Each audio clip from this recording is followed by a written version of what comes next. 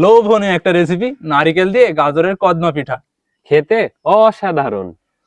6-7 minute মতন ভাপ দিয়ে দিয়েছি, এবার হয়ে গেছে, নামিয়ে নেবো। মা মা মা এ দেখো হলো মা? নারকেল আর গাজর নিয়ে আসলাম। নারকেল আর গাজর নেইলি তো কি করবো? নারকেলের আর গাজরের আজকে গাজরের পিঠি বানিয়ে দাও। পিঠি বানাবো? হ্যাঁ, গাজরের পিঠি বানিয়ে দাও। আমার ছেলেরা এক একদিন এক এক রকম বায়না।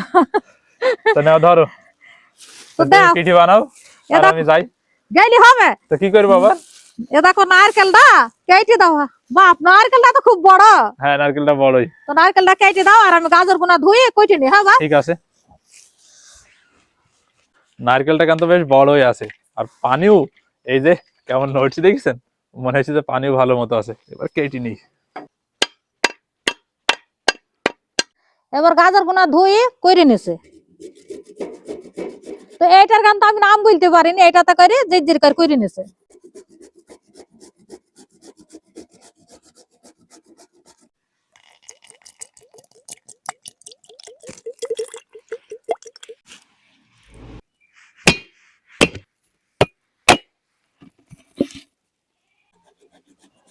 নাও মা, এ দেখো নারকেল কাটা হয়ে গেছে। আমি নিয়ে কি করবো? তুমি করে দাও।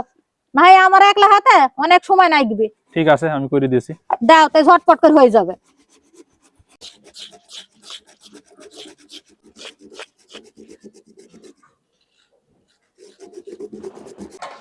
মা এ দেখো নাও, নারকেল করা হয়ে গেছে। এ দেখো আমারও গাজর করে নেওয়া হয়ে গেছে। নাও তাহলে এখানে থুই দিলাম। হ্যাঁ, তুই দাও। আর এবার আমি গাজর গুনা কড়াতে পানি দিয়ে সেদ্ধ করে নিই। ঠিক আছে, নাও।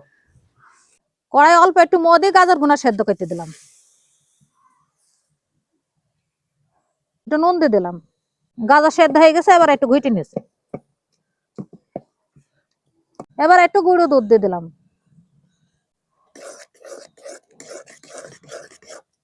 এবার আলু চালের আটা দিয়ে দিলাম। ভালো করে খামির করে নেবো। খামির করা হয়ে গেছে, এবার ছাই নিয়ে নিয়েছে। এবার নারকেলের ছাই মেরে নিয়েছে। দিয়ে দিলাম তেজপাতা, এলাচের ফল কাট, একটু চিনি, নুন। এবার পরিমাণ মতো চিনি দিয়ে দিলাম। এবার একটু চিনি পানি দিলাম, দিয়ে ছাইটা মেরে নেবো। নারকেলের ছাই মেরে নেওয়া হয়ে গেছে। এবার একটু একটু করে আটা নিয়ে হাতে ঘুরে ঘুরে বল করে নেবো। এই যে গোল বল করে নেওয়া হয়ে গেছে। এইভাবে করে আঙুল দিয়ে ঘুরে ঘুরে এবার ছোট বাটি করে নেবো। বাটি করে নেওয়া হয়ে গেছে। এবার এর মধ্যে নারকেলের ছাই দিয়ে দিলাম। এবার এইভাবে মুখটা মেরে দেবো। এবার হাতে ঘুরে ফের বল করে নেবো। গোল করে নেওয়া হয়ে গেছে। এবার চামচের গুঁড়া দিয়ে নস্কা কেটে নিয়েছে। নস্কা কেটে নেওয়া হয়ে গেছে। এবার মাঝখানে একটা লবঙ্গ দিয়ে দিলাম, দেখতে মানানোর জন্য। এই যে দেখতে কত সুন্দর লাগছে। এইভাবে সবগুলাই নস্কা কেটে বানিয়ে নেবো।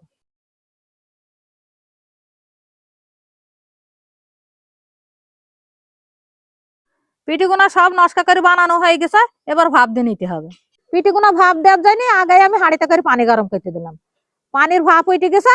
এবার আমি পিঠিগুনা দিয়ে দিলাম। এবার ঢাকনি দিয়ে চাপা দিয়ে ঢেকে দিলাম, আস্তে আস্তে ভাপে সেদ্ধ হোক। 6-7 মিনিট মতন ভাপ দিয়ে দিয়েছি, এবার হয়ে গেছে, নামিয়ে নেবো। তো বন্ধু, এরকম লোভনীয় রেসিপি নিয়ে কি আর বসে থাকা যায়? খাওয়া শুরু করো আর দেখো কেমন লাগে। ইনশাআল্লাহ। বিসমিল্লাহ। বিসমিল্লাহ।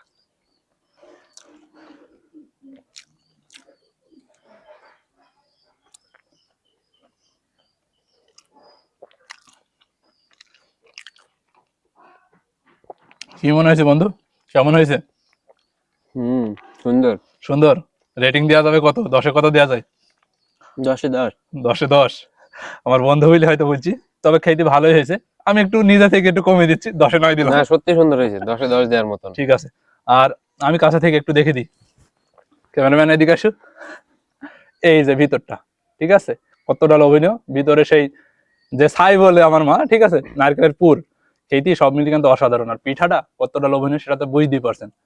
খাদি থাকো বন্ধু। আমার মুখের দিকে তাকিয়ে কি লাভ আছে? তোমার ইচ্ছা ছিল না আমার মার হাতের পিঠা খাওয়া? তো সত্যি অসাধারণ। তো নেক্সটে কেউ কি আসতে চাই নাকি পিঠা খাইতে? আসবি? সবাই আসতে পারবি। আসবি? সবাই তাহলে কমেন্টে উন্মুক্ত, কমেন্ট উন্মুক্ত, সবাই কমেন্ট করতে থাকেন। যার যার আসার ইচ্ছা সবাই চলে আসতে পারেন। নেক্সট ভিডিওতে আপনিও থাকতে পারেন এখানে। তো রেসিপি তো মোটামুটি শেষ, ভিডিওটা অনেক বড় করে ফেলেছি, ঠিক আছে। তো আজকে রেসিপিটা কেমন লেগেছে অবশ্যই কমেন্টে জানাবেন, আর ট্রাই করতে কিন্তু ভুলবেন না। তো ভিডিওটা এত দূরই, আর বেশি কথাও বাড়াতে চাচ্ছে না, খেতে কিন্তু লোভনীয় হয়েছে। তো সবাই সুস্থ থাকবেন, ভালো থাকবেন। ভিডিওটা দেখার জন্য অসংখ্য ধন্যবাদ সবাইকে, জানাই আল্লাহ হাফেজ।